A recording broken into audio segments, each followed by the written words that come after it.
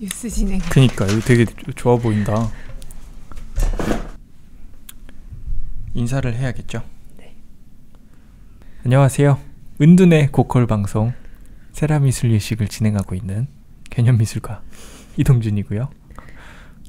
네, 송다솜입니다. 디자이너 송다솜양과 함께하고 있습니다. 빼주시면 안 돼요. 디자이너 송다솜 그냥 까먹은 거 아니었어요 방금은? 아니요. 아니야, 그냥 까먹은 거 같았어. 네, 오늘은 고대 그리스, 아니 좀 쉬었던 얘기부터 좀 해야겠죠. 저희가 그렇죠. 한 2주 정도를 쉰다고 이야기하고 왔는데 거의 한 2주 반 넘게 쉬어서 돌아온 것 같아요. 딱 2주쯤 된 건가? 지금 뭐 영상으로 보시고 계신 분들은 계시겠지만 좀 새로운 공간에서 진행을 하고 있고요. 그 전에는 거의 이제 카메라에 보이는 공간만 조금 깔끔한 정도의 그런 비좁음에서 우리가 작업을 했다면 조금 숨통이 좀 트이는. 네. 그래서 5명 거의 폐쇄공포증에 시달리면서 맞아요. 녹음에 참가를 했었다고 하는데 네. 지금 와서 좀 숨통이 트인다고 하네요. 네. 그죠? 네. 그래서 그런 공간에서 새롭게 저희가 뭐 먹고 살기 위한 공간을 하나 만들고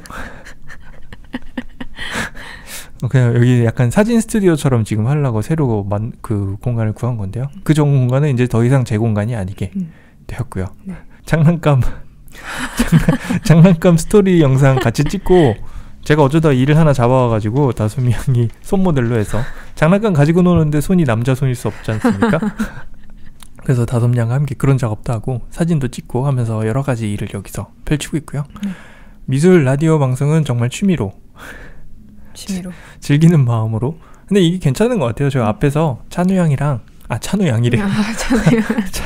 앞에서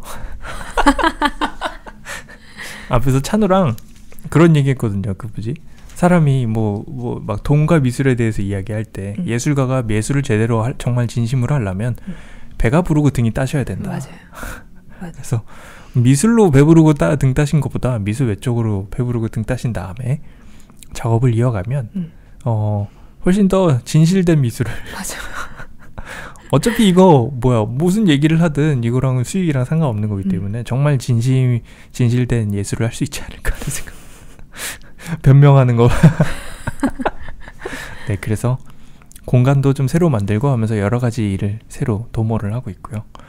찬우랑 저번에 그냥 데모로 한번 찍어보다가 되게 좋은 아이디어가 하나 나와서 되게 짧은 영상 같은 거, 찬우 연기 영상도 필요하고 막 이래서, 그래서 구름 제작자들이 할 수 있는 방향이 뭘까 하면서 좀 그렇게 좀 협업하는 느낌으로 뭔가 이것저것 좀 해보려고 하고요. 네, 오늘은 그래서 협업이랑 전혀 상관없는 고대 그리스에 대한 이야기. 서양미술 간단 정리의 두 번째 파트죠. 네. 고대 그리스. 오늘은 정말 한 번 하고 끝내려고 분량을 준비를 했어요. 저번에 이집트 미술 하다가 몇 개로 늘어났었죠? 4개로 늘어났었나? 4개. 그죠? 4개인데 심지어 세 번째 파라오 편은 2개로 나눠지고 이래서 네, 그래서 그런 평을 좀 들었어요. 이거 미술 이야기 맞나요? 이게 그냥 역사 이야기 아닌가요? 라면서 그렇네요. 그냥 내 맘대로 옛날 이야기로 바꿀까봐요. 이러면서 그분이랑 장난도 치고 그랬는데 조금 정말 미술 이야기도 좀 하고 좀 간단하게 정말 간단 정리라는 그 타이틀과 어울리는. 그죠, 타이틀이 간단 정리였지. 타이틀이 간단 정리였는데 저번에는 조금 디테일 정리. 근데 그게 기간이 너무 길다 보니까 간단하게 이야기해도 그렇게 많았던 것도 있어요. 근데 고대 그리스는 그래도 뭐 길어봤자 1000년 정도밖에 안 되는 시간이라 사실 1000년보다 훨씬 짧긴 하거든요. 그래서 간단하게 이야기를 좀 많이 할 건데, 근데 이게 서양 미술사에서 고대 그리스가 워낙 좀 중요하게 다뤄지는 부분이기도 하잖아요. 그 뭐지, 서양의 고전이라고 하면 이 고대 그리스가 나오거든요. 근데 원래 고전이라고 하면 제일 끝으로 내려가서 이집트가 나와야 되잖아요. 근데 이집트가 나오지 않고 고대 그리스가 나오는 게, 그 유럽인들은 전체적으로 본인들이 그 새로운 고대 그리스인들이다라고 생각을 많이 하거든요. 약간 그 민주정이 존재를 했었던 약간 시대잖아요. 그래서 본인들이 이제 귀족들을 몰아내고 새롭게 사회를 좀 만들어가면서 자기네들은 새로운 아테네 시민들이다라고 이야기를 많이 했었대요. 이게 영국이나 프랑스나 이런 쪽들은 되게 오래전부터 좀 게르만인들은 로마 시대 이후까지만 해도 정말 거의 그 야만인에 가까운 상태로서 사회가 많이 형성되지 않은 형태로 살고 있었거든요. 그리고 막 뭐 민족대 이동이니 막 이러면서 서로 엄청 섞이고 이러면서 좀 우리나라처럼 이 고전의 역사가 그렇게 딱 확립되지가 않았어요. 저희 그 동양권에서는 중국, 일본, 한국이 좀 각자의 역사를 좀 가지고 있잖아요. 그 땅에서 좀 오래 살아왔다는 이런 느낌도 가지고 있고. 근데 이제 유럽에서는 이게 너무 난장판인 거죠. 그렇다 보니까 한 1800년대, 1700년대 들면서 시민혁명이 막 일어나는데 본인들의 뿌리가 본인들이 밀어내려고 했던 그런 왕족이나 이런 쪽으로 두기는 되게 애매하다 보니까 이제 시민으로서의 그런 가장 큰 힘을 가졌던 고대 아테네, 고대 그리스 시대의 이런 이야기를 꺼내오면서 본인들의 뿌리가 고대 그리스라는 이런 이야기를 하면서 서양사의 이렇게 뿌리처럼 이야기가 되는 거거든요. 좀 되게 이성적으로 생각을 해보자면 거의 이제 거리의 차이가 프랑스나 영국과 이제 이 그리스가 있었던 요곳의 이 거리의 차이가 우리나라랑 동남아쯤 되나요? 동남아까지는 아니어도 중국 저 끝에쯤? 네. 그때쯤이 그 정도가 되니까 어떻게 보면은 되게 애매할 수 있는 거죠.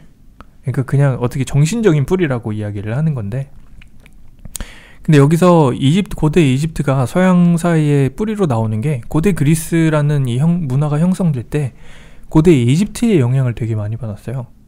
그러니까 고대 이집트에서 고대 그리스인들이 용병으로 활동을 되게 많이 하면서 처음으로 그 거대한 건축물이나 이 예술품들을 보고서 이 가져온 증거들이 되게 많이 나오거든요. 고대 그리스인들이 막 그런 게 나와요. 저희 그때 그 아부신벨 신전 나왔었잖아요. 그 네. 파라오가 아니라 그 누구죠? 그 되게 오랫동안 산 사람 있잖아요. 람세스 2세가 아부신벨 신전을 짓잖아요. 근데 아부신벨 신전 다리에 고대 그리스인들이 용병 활동을 하면서 지나가다가 해놓은 낙서가 발견이 돼요. 그 어떤 파라오가 자기들을 여기까지 이끌고 와서 자기네들이 이런 용병 활동을 하고 돌아간다라는 이런 낙서를 하고서 돌아갈 정도로 그 용병 활동을 했다고 하거든요. 그러니까 이게 고대 그리스가 이집트에서 용병 활동을 할 수밖에 없는 게, 근데 고대 이집트는 약간 땅이 저희가 생각했던 그런 이집트의 이미지와 다르게 되게 풍요로운 땅이라고 했잖아요. 근데 저희가 고대 그리스라고 하면은 막 그 디오니소스가 생각이 나면서 그 풍요와 이런 땅이라고 생각을 하는데, 사실 고대 그리스는 오히려 되게 척박한 땅이었어요. 그래서 올리브 음식이나 이런 게 유명할 수밖에 없는 게 올리브 나무가 굉장히 척박한 땅에서 잘 자라는 나무래요. 그래서 올리브밖에 음식이 거의 없었다고 하더라고요.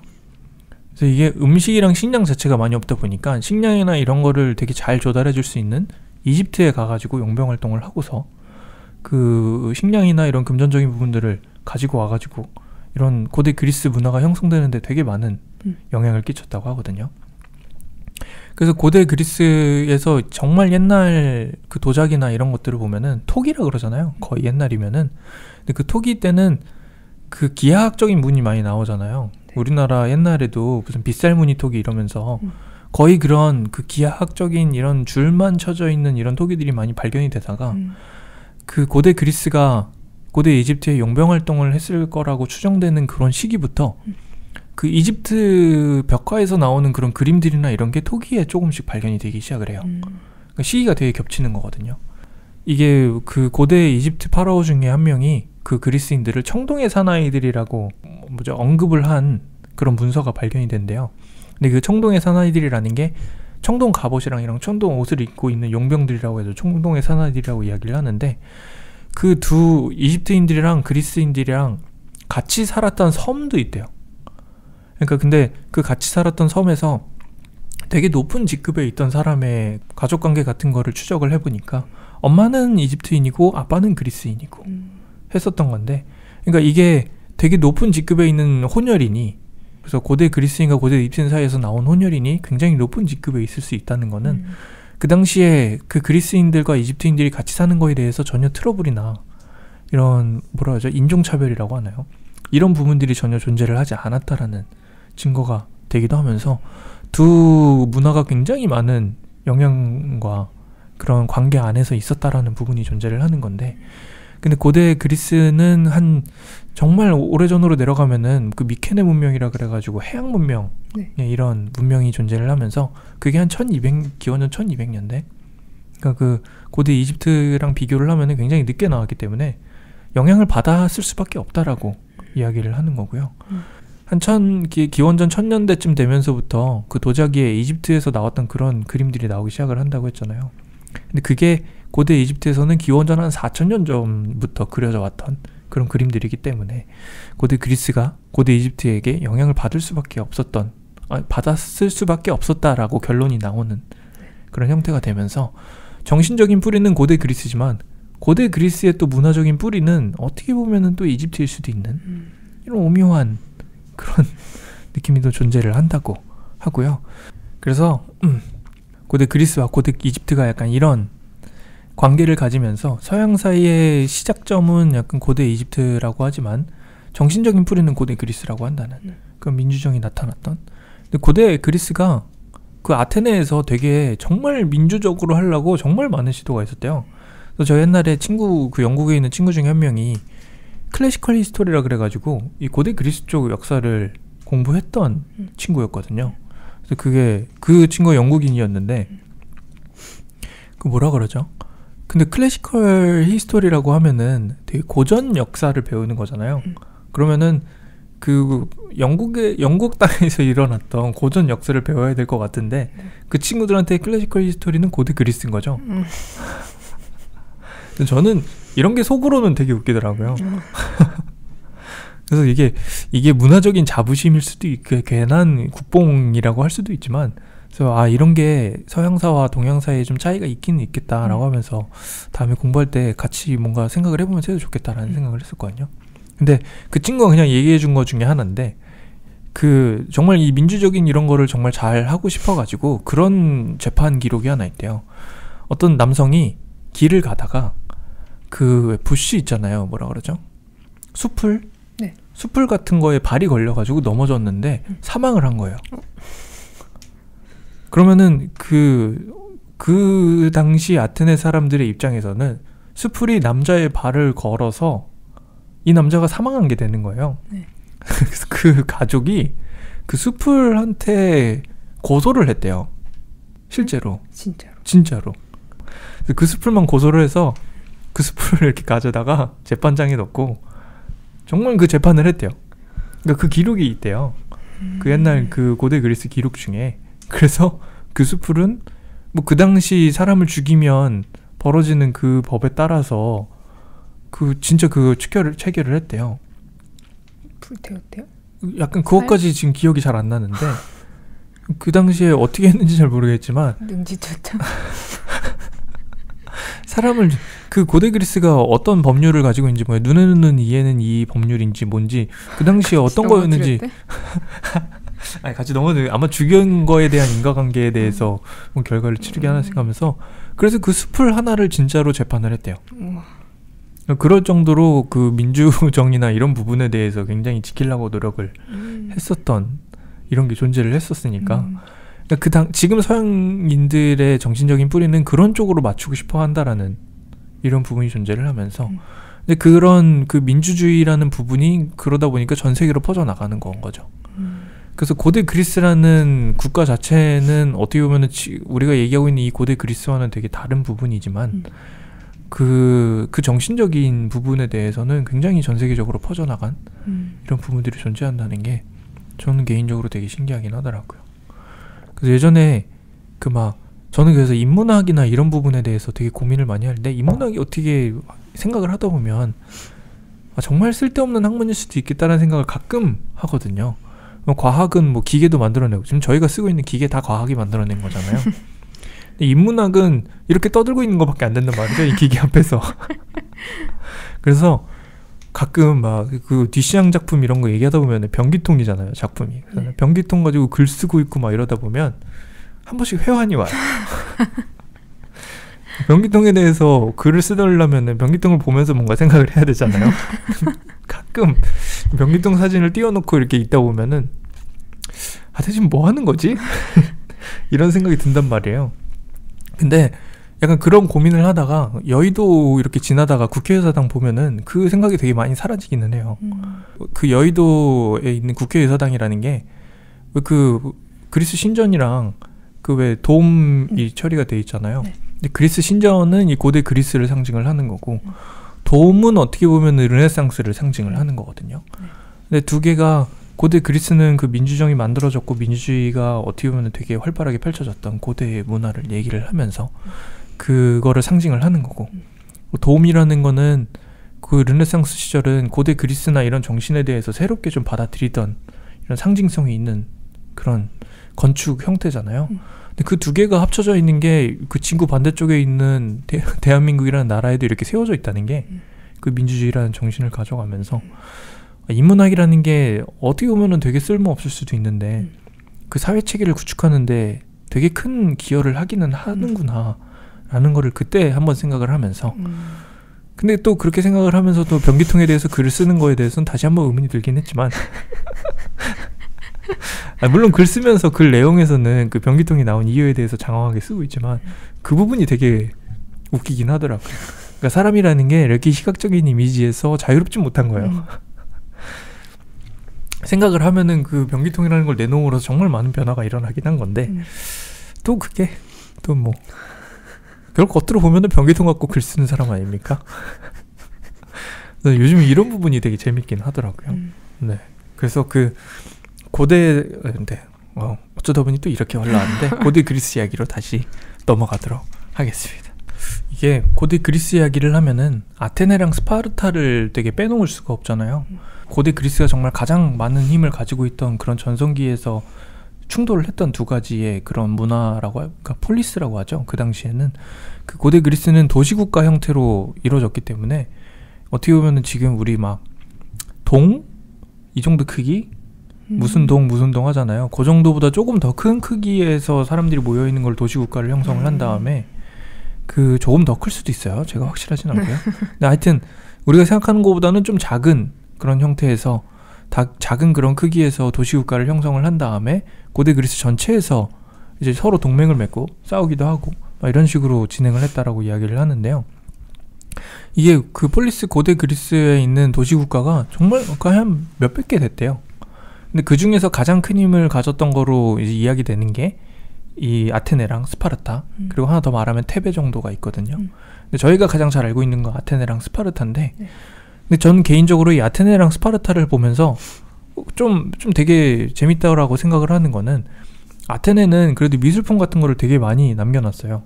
지금 우리가 고대 그리스 하면 떠오르는 거의 모든 예술품들은 다 아테네 도시에 있었던 그런 것들이거든요. 파르테논 시점부터 시작을 해서 거기에 있는 조각상, 벽화가 아니고 벽에 이렇게 해놓는 부조라고 하나요? 네. 그런 조각? 것들을 조각. 그거를 벽에다가 조각하는 거를 부조라고 부르나 그렇거든요. 그런 것들이 있는데, 스파르타를 생각하면은 떠오르는 이미지는 300밖에 없어요. 맞아. 왜냐면 스파르타는 그 문화예술 쪽을 장려를 하지 않았기 때문에 지금도 아예 그 뭐라 그러죠? 건축물조차 제대로 남질 않았어요. 그나마 있었던 게 조각상인가 하나 남았다라고 이야기를 하는데, 그러니까 저희가 스파르타 하면 떠올리는 거는 스파르타가 그때 일반 시민들한테 그러니까 군국주의라고 하잖아요. 군인 형태로 그 일반 시민들을 키워내기 위해 했던 그런 교육 방식, 그거밖에 남아있질 않은 거예요. 근데 아테네 하면은 시각적인 이미지가 굉장히 많이 떠오르잖아요. 네. 그리스라고 하면 떠오르는 거의 모든 그런 가짜 순백의 그런 예술품들은 다 아테네에서 만들어진 거고, 그래서 스파르타 하면은 떠오르는 건 진짜 300밖에 없는 거죠. 그 무기나 그 방패나 이런 부분들도 확실하지가 않대요. 남아있는 게 진짜 많이 없어가지고, 그러니까 기록물로서 남아있는 게 많지가 않으니까 그 전투 방식이나 이런 게 문서화는 되어 있지만 그런 게 좀 잘 안 되는 거죠. 그런 거를 생각을 하면은 그 시각적으로서 이렇게 문화의 힘을 남긴다는 게 어떤 것일까에 대해서 되게 많이 생각을 해보게 되더라고요. 저는 그런 식으로 아테네와 스파르타를 되게 비교를 하면서 생각을 많이 하거든요. 확실히 스파르타 생각하면 300 말고는 그 스파르타의 도시 모양이나 이런 거 한 번이라도 본 적 없잖아요. 그게 진짜 폐허밖에 안 남아가지고 그 3 디지털 복원조차도 힘든 그런 상황인가 봐요. 아니면은 역사학자들한테는 조금 이렇게 열심히 연구를 해봤자 남는 게 없는 그런 형태도 있지 않을까 라는 생각을 좀 해보긴 하거든요.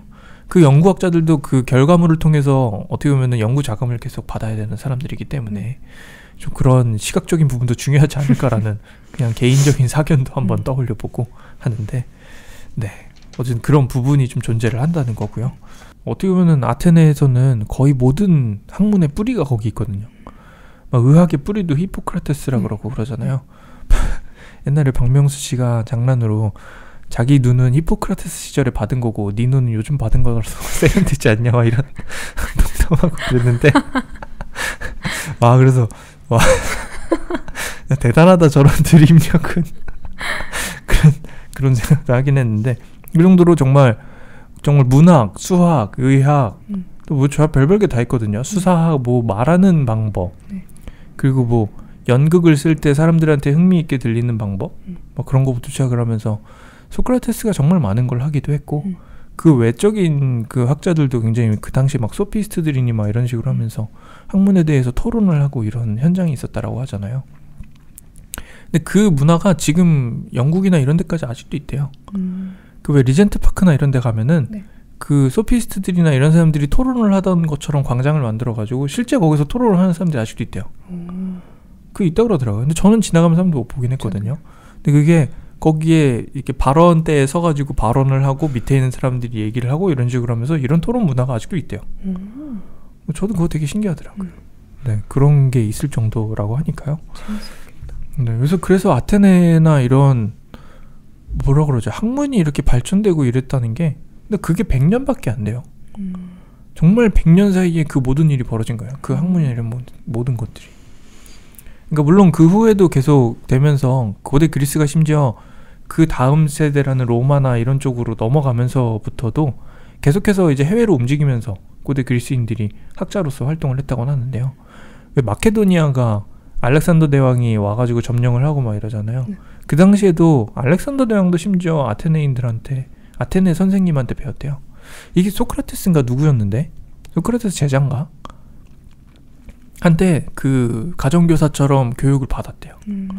그래서 왜 어떻게 보면 마케도니아인이잖아요. 그리스인이 아니라. 물론 마케도니아가 고대 그리스의 한 뿌리 같은, 그러니까 그 지방도시 같은 느낌이었지만 그 지방 사람들이라고 무시했다라고 하거든요. 이거 다음 시간에 해야 되는 건데. 근데 그 어쨌든 마케도니아가 와가지고 헬레니즘이 고대 그리스 문화가 퍼지는 이런 시대처럼 이야기가 되잖아요. 그게 어떻게 보면은 그 정신적인 뿌리는 마케도니아도 고대 그리스 쪽이라고 생각을 했기 때문에 그런 형태가 나타났다고 하는데, 이거는 다음 시간에 좀 더 하면서 저희도 방송 분량은 남겨놔야 되지 않습니까? 네, 그런 이야기가 존재를 했다라고 하고요. 그래서 본격적으로 그냥 정말 미술 이야기만 한다면은 파르테논 신전이 가장 많이 나오기는 하는데, 저는 개인적으로 이 아테네 시절의 도자기에 대해서 이야기를 정말 많이 하거든요. 저희 대형박물관 가서도 정말 많이 봤잖아요. 그 대형박물관은 영국에 있지만 정말 많은 고대 그리스의 토기가 발견이 된다라고 이야기를 하는데요. 근데 그게 이 고대 그리스 시절이나 이런 때 폴리스가 워낙 많아가지고 그런 고대 그리스나 이런 지방도시나 이런 데로 가잖아요. 근데 그런 데 가면은 길거리에 이렇게 정말 돌 있듯이 토기 조각이 있대요.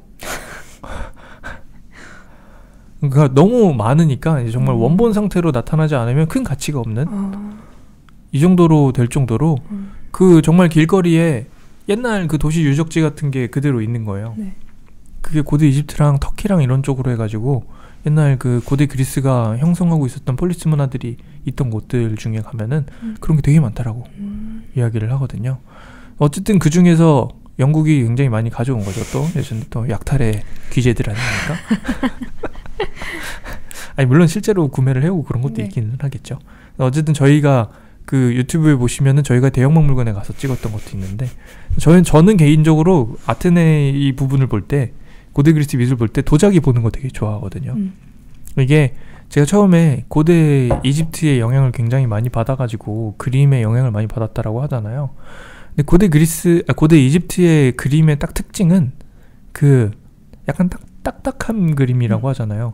근데 걔네는 사람이 딱 사람처럼 보여야 되니까 사람이 모든 면을 보이려면은 되게 딱딱하게 서 있어야 되는 거예요. 어떻게 보면 그 브레이크 댄스를 추는 듯한, 브레이크 댄스의 한 장면을 보는 듯한 그런 형태로 되게 그림을 많이 그리거든요. 근데 그렇게 옆으로 그리면은 이게 가장 많은 면을 그릴 수 있으니까 가장 인간 같은 모습을 그릴 수 있지 않았을까라는 생각을 많이 한대요. 그래서 발도 정면이 아니라 늘 옆면으로 이렇게 그려지거든요. 발이랑 손이 그나마 조금 돌아가 있고 요 정도지 나머지는 되게 다 돌아가 있어요. 딱 옆으로 돼 있는 거죠. 되게 뭐라 그러죠? 각 맞춰져 있는 느낌처럼. 근데 이게 그 아테네가 가장 주도권을 잡고 하면서 왜 저희가 이런 문화가 아까 그런 의학, 수학 이런 모든 것들이 막 발전하기 시작했던 요 시대에 처음으로 변화가 일어나요. 거의 그러면 근데 고대 이집트부터 거의 한 3, 4천 년 이상을 계속 유지해왔던 그 딱 옆으로 돌아가 있는 발 형태가 처음으로 정면을 그리거든요. 근데 사실 그 옆에 있으면은 발가락이 옆면밖에 안 보이니까 이런 식으로 나오잖아요. 근데 앞면으로 돌려가지고 발가락 5개밖에 안 보이는 이런 형태가 처음으로 등장을 하는 거예요. 도자기에. 근데 요 시기가 그 아테네가 파르테논 신전을 지으면서 그 절정기에 다다르는 시기랑 너무 비슷한 거죠. 그 이후로 해가지고 갑자기 그림들이 되게 역동적으로 변해요. 그러니까 사람의 팔 각도가 굉장히 여러 개가 나오기 시작을 하는 거죠. 그 전까지는 거의 90도에 딱딱딱 맞추는 각 맞추는 느낌만 나왔다면 그 다음에는 얼굴 표정도 좀 다양해지고 얼굴 각도도 되게 여러 개로 나오기 시작을 하고 뭐 발 각도도 다양하게 시작을 하고 하면서 저는 그 부분이 되게 신기하더라고요. 이게 말로만 하니까 되게 재미없네요. 영상에서는 이렇게 사진을 제가 한번 띄워볼 텐데 네. 말로만 하니까 진짜 재미없네. 이게 보면서 하면 되게 재밌거든요. 맞아요. 근데 이게 팔 하나 돌리기만 하면은 그 사람들한테는 2000년 동안 그려져왔던 전통을 깨트리는 이런 형태가 등장을 하는 거예요. 근데 이런 깨트림의 배경에 있는 거가 약간 개인 이 민주주의라는 게 어떻게 보면은 나를 되게 중요시 여기는 거잖아요. 내 의견이 중요한 거고 그전에는 왕의 의견이 중요해서 왕 의견을 따르는 게 중요했다면 지금은 내 의견이 중요하니까 내가 만드는 거에 대해서 좀 더 중요하게 생각하지 않았을까라는 생각을 많이 한대요. 그러니까 약간 새로움을 추구하기 시작을 하는 거죠. 그렇다 보니까 남들과는 늘 똑같고 싶지만은 않은 이런 정신이 생겨나기 시작을 하면서 좀 새로운 형태로 그림을 그리고 좀 저 사람보다 내가 더 잘할 수 있는 방법을 찾아 헤맨 거지 않을까라는 생각을 많이 한다고 하는데요. 어떻게 보면은 스파르타는 굉장히 잘 싸움을 하기 위해서 노력을 했다라면은 아테네인들은 이 문화나 이런 부분에서 좀 개인적인 이런 뭐라 그러죠? 독특함, 나만의 특별함 이런 거를 좀 집중을 할 수 있었던 시대이지 않을까라는 생각을 하긴 하는데 조각상도 이 시대에 되게 많이 발전을 하기는 하는데요. 파르테논 신전 조각 같은 거, 이 파르테논 신전의 조각도 또 영국에서 볼 수 있단 말이에요. 엘긴스 마블이라 그래가지고 그 옛날에 엘긴경이 터키가 옛날에 그리스가 옛날에 터키령이었던 시절이 있었어요. 그 당시에 그 엘긴경이라는 사람이 터키에 영국 그 뭐라 그러죠? 외교관으로 가 있었는데 그 당시 약간 뭐 뇌물을 먹이고서 가져와가지고 그랬다라는 말이 있어요. 그래서 그냥 뭐 그러니까 공식적으로 가져온 거긴 한데 약간 터키가 선물을 한 것처럼 어쨌든 터키 령이었던 거지 진정한 터키 땅이었던 느낌은 아니었던 거거든요. 그래서 약간 뺏어갔다라고 하면서 고대 그리스가 지금도 계속 반납하라고 주장을 하고 있는데 물론 영국에서는 반납을 하지 않고 있기는 하죠. 거의 모든 거를 반납을 하기 시작을 하면은 거기 있는 모든 것들에 대해서 반납을 해야 되는 명분이 생기는 거기 때문에 영국 입장에서는 또 그렇게 되나 봐요. 그래서 저희도 그걸 보기는 했는데 보면은 되게 디테일한 표현이 하나 남아 있거든요. 그 막 옷 이런 주름 같은 게 되게 잘 표현되어 있고 이래서 거의 뭐 조각에서는 절정을 찍었다라고 이야기를 할 수가 있는 건데 근데 이게 사람 하나 서 있는 조각에서는 아직 절정을 찍지는 못했어요. 그러니까 그 벽화에다가 하는 거는 사람이 어떻게 보면은 서 있는 거에 대해서 전혀 문제가 없잖아요. 근데 조각상으로 얘를 만들면 사람이 서 있으려면은 이 각을 되게 잘 맞춰야 되는 거예요. 잘못하면 옆으로 쓰러져 버릴 수가 있는 거죠. 그래서 꼭 지팡이 같은 걸 하나 들고 있거나 꼭 이렇게 턱을 괴고 있고 이렇게 서 있는데도 턱을 괴고 있어요. 그러면서 이 팔 밑에 돌이 하나 기둥처럼 있는 거죠. 그렇게 되면은 각을 안 맞춰줘도 되잖아요. 그래서 그런 형태로 등장을 하면서 약간 조각 표현 방식이나 이런 부분에서는 굉장히 발전을 했지만 아직은 완전히 완성됐다라고 하기는 애매한 그런 조각상에서만큼은. 근데 벽에다가 조각하는 이런 부분에서는 뭐 거의 정말 할 수 있는 건 다 했다라는 시절이 느낌이 나긴 하는데요. 그 헬레니즘 쪽으로 가면은 정말 이제 조각으로 모든 거 다 했다라는 게 이 다음 세대에 등장을 하거든요. 이제 뭐 그 다음에는 파르테논 신전이 되게 재밌는데 이게 정말 아테네 전성기에 만들어진 그런 신전이거든요. 근데 이게 되게 오해가 많아요. 사실은 지금 이게 되게 회색으로 뭐라 그러죠? 흰색의 그런 시크함? 네. 이런 게 약간 상징처럼 존재를 하면서 지금 봐도 되게 멋있잖아요. 그런 흰색이나 이런 게. 근데 원래는 그 저희가 옛날에 고대 이집트에서도 색깔이 되게 화려했다라고 이야기를 하잖아요. 근데 고대 그리스인들은 고대 이집트인들의 영향을 받은 사람들이란 말이에요. 심지어 색감적으로도 영향을 받았다라고 이야기를 하는 게 저희가 고대 이집트 하면서 아마 이집션 블루라는 색깔을 이야기를 했을 텐데 그 이집션 블루랑 정말 똑같이 만들어진 그 색감이 그리스에서도 이용이 되거든요. 그래서 그리스 이게 너무 오래되다 보니까 색깔이 다 벗겨진 거지. 원래는 정말 정말 너무 촌스럽다 싶은 색깔들이 이 모든 건물에 걸쳐서 있었다라는 게 존재를 하거든요.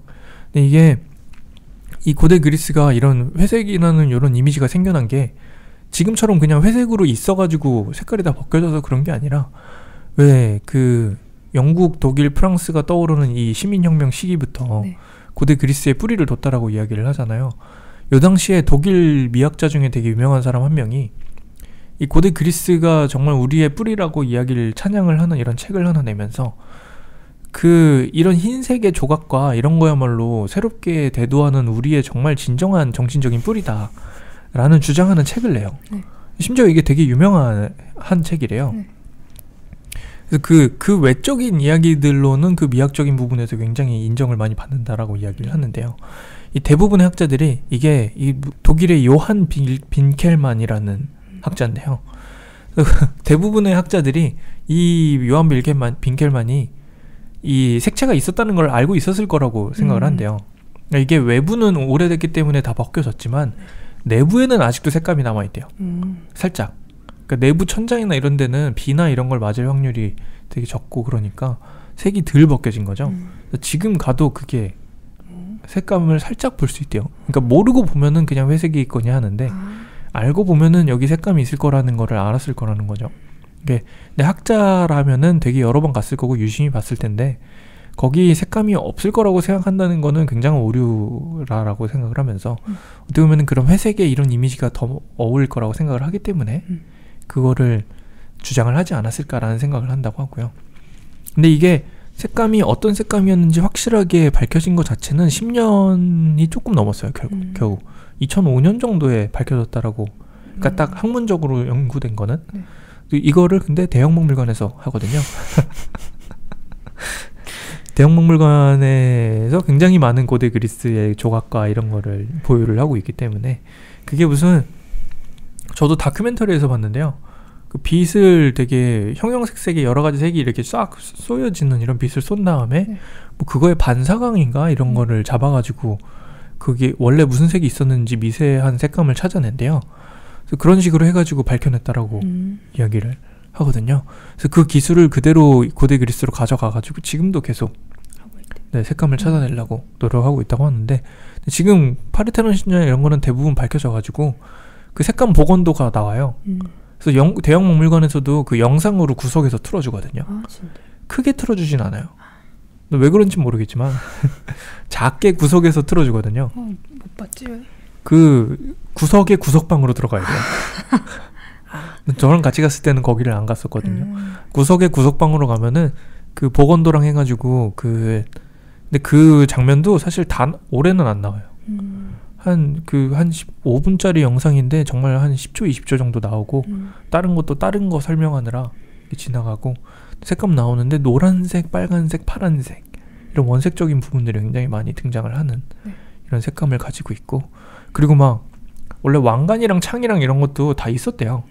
창도 들고 있고 이러는데 창 같은 것도 막 원래 금으로 돼 있고 머리에 이런 금관 같은 거 써 있을 때 그 금관도 실제 금관이나 이런 거로 사용을 하는데 그 이후 세대에 그걸 가져다 쓰고 이러는 거죠. 약탈을 당하기도 하고 그런 사례가 되게 많대요. 옛날에 그 콜로세움 아직 이야기 나올 때는 아니지만 콜로세움 같은 게 나올 때 그 로마가 어떻게 보면 중세의 중심지였잖아요. 로마 콜로세움이 있잖아요. 근데 중세 시대에는 콜로세움을 채석장 중에 하나로 봤대요. 이거를 문화 요적으로서 이렇게 유지해야 되는 이런 게 아니라 이거를 채석장으로 봐가지고 원래는 진짜 화려했대요. 콜로세움이 그 벽이나 이런 부분에 다 장식물이 있고 이랬었는데 그거를 이제 다른 건축물을 짓기 위한 채석장 정도로 생각을 하니까 그걸 다 떼어간 거죠. 그래서 그런 사례가 되게 많아서 오래된 거일수록 장식품이나 이런 비싼 부분들은 점점 사라진다는. 네.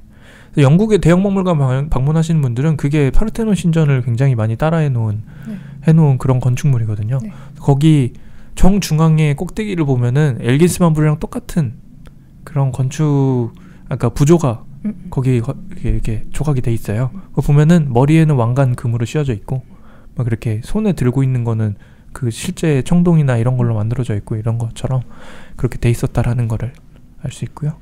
네. 조속히 돌아갔으면 좋겠네요. 네, 간단하게 이 정도로 하려고 그러는데 네. 뭐 정말 오늘은 말을 거의 안 시켰네요, 제가. 원래 잘 안 하는 것 같은데. 아니, 근데 이 역사 얘기할 때는 확실히 할 말이 없긴 하겠어요. 네. 재밌게 듣고 있습니다. 네. 그래서 이게 막 그냥 뭐 간단하게 이런 거라도 한번 해야 되나요? 원래 고대 그리스라는 게 미케네 문명이라는 게 존재를 했었는데요. 미케네 문명이라 그래가지고 옛날에 해양 문명이라 그래서 근데 고대 그리스도 난잡해요. 인종이 난잡하다 그러면 좀 이상한데 고대 그리스도 원래 미케네 문명이라 그래서 되게 고대의 그런 문명이 사람들이 존재를 했거든요. 그게 그 중간에 도리아인들이 남하를 한다 그래요. 저 위에 살던 사람들이 아래쪽으로 쫙 내려오면서 미케네 문명이 싹 사라지거든요. 그러니까 땅은 미케네 문명 사람들 땅인데 그 위에 도리아인들이 와요. 저도 지금 막 확실하게 막 정말 그게 안 될 정도로 너무 뭐가 많은데요.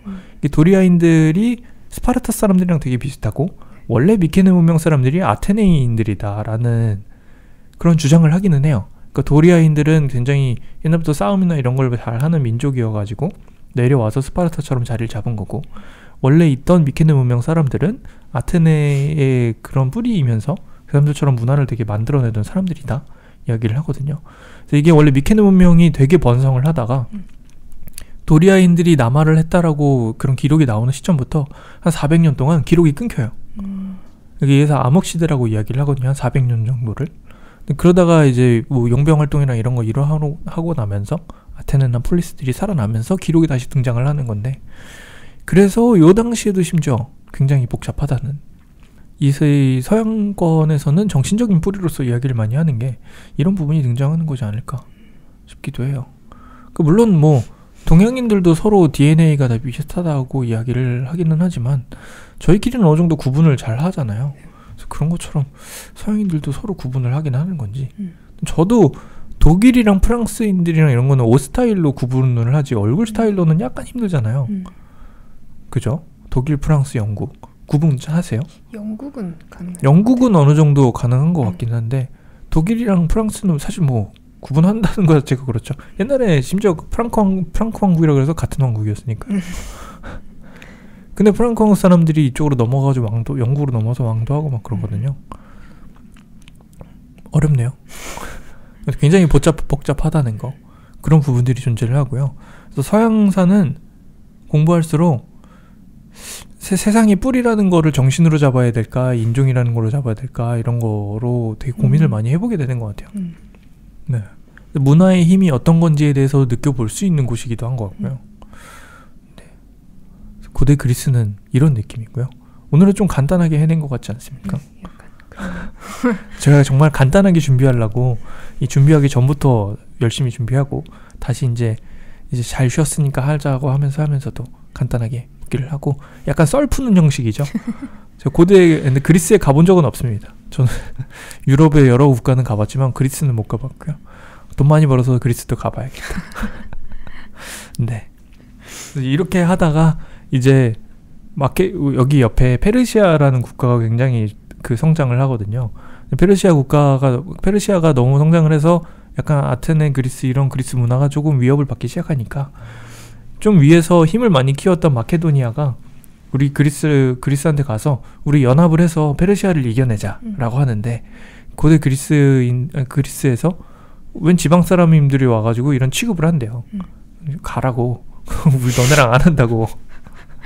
그래서 마케도니아 사람들이 화가 나가지고 그리스를 다 점령을 해버려요. 그러면서 이제 헬레니즘이나 이런 시대가 시작되는 느낌인데요. 근데 이런 거를 이제 다음 헬레니즘 시간에 살짝 이야기를 해보면서 네. 알렉산더 대왕에 대한 이야기도 좀 해보도록 하고요. 네, 그렇게 다음 시간에는 마케도니아 이야기가 아니죠. 헬레니즘, 이 다음 시대라고 할 수 있는 헬레니즘에 대한 이야기를 좀 해보도록 하고요. 오늘은 이렇게 마무리를 하도록 해야겠네요. 분량 조절 참 잘하는 것 같아요. 그죠? 네. 편집할 게 있으려나 오늘? 오늘 편집할 건 많아요. 그냥 이상한 소리 많이 했기 때문에. 네. 잡담. 그래서 새로운 공간에서 새롭게 잘 해가는 그룹 제작자들 배부르고 등 따시게 열심히 작업을 해보도록 하겠습니다. 오늘은 인사를 하도록 하죠. 인사해주세요. 뭐라 그랬죠? 멘트가? 지금까지 2주 돼가지고 다 까먹어. 그러니까 나도 까먹어. 우리 인사 어떻게 했었죠? 뭔가 마지막은 안녕이었거든요. 지금까지 세라미술유식을 진행한 이거였다. 네, 그러면 다음 시간은 찬우랑 한번 돌아오도록 하고요. 찬우가 정말 녹음을 하고 싶어요. 진짜요? 그래서 야, 너 그 수술도 했는데 좀 푹 쉬어라 그랬는데, 아니 형 이래야 돼. 그러는데, 네, 다음 열심히 살아야지. 그러니까 찬우는 이거 되게 즐기는 것 같아요. 네, 그래서 자꾸 이상한 소리 많이 한다. 얼른 끝내죠. 네, 지금까지 세라미술유식을 진행한 개념미술가 이동준이었고요. 송다솜이었습니다. 네, 지금까지 세라미술유식을 함께 진행해주신 디자이너 송다솜양과 함께했습니다. 본인 브랜드도 가지고 그랬으면 디자이너라고 할 만하죠. 네, 안녕. 안녕.